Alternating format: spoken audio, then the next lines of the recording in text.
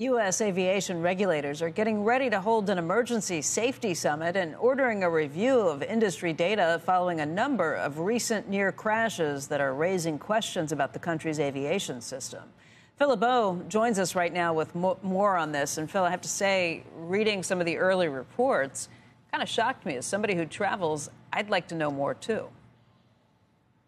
Well, I think everybody would, Becky. You're looking at a system right now where we have dramatically increased the number of flights compared to 2 or 3 years ago. And as a result, you have a number of new people working in the system, whether pilots, whether air traffic control, whether ramp workers. You've got a lot of people who have moved into new jobs. You add that along with the congestion, and what you have is a situation where we've seen a number of rather high-profile runway incursions or close calls, and that's why the FAA is holding a safety summit next week. There'll be representatives from airlines, airports, regulators, pilots unions, and they're going to focus on a couple of things. Runway incursions, basically where you have a couple of commercial airplanes that maybe either came close to hitting each other, maybe have clipped a wing in some cases, or near-miss incidents. One of the most notable happened in Austin. And this is animation that was put together by the office of Senator Ted Cruz.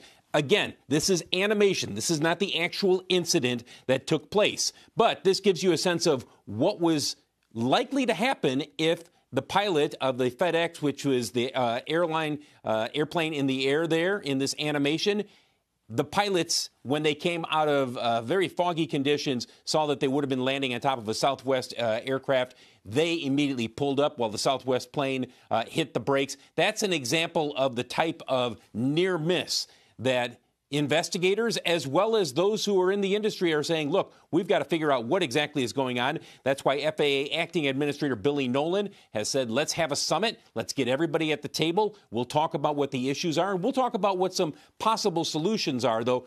We know that this industry does not move quickly when it comes to solutions. As you take a look at the airline index, keep in mind that the number of U.S. commercial airplane departures is approaching 2019 levels, but we're not there yet. We still have an industry that is upgauging using larger aircraft, but we're not seeing more departures. It's close, but we're not there yet. What we are seeing is an increase in the number of people who are flying because of the demand that is out there. As you take a look at the major airline stocks, more people are flying right now than pre-pandemic. Not by a lot, but a little bit more. And again, that's because you have larger aircraft, and the airlines, as much as they can, are adding to their schedules because they want to take advantage of the number of people who want to fly, guys.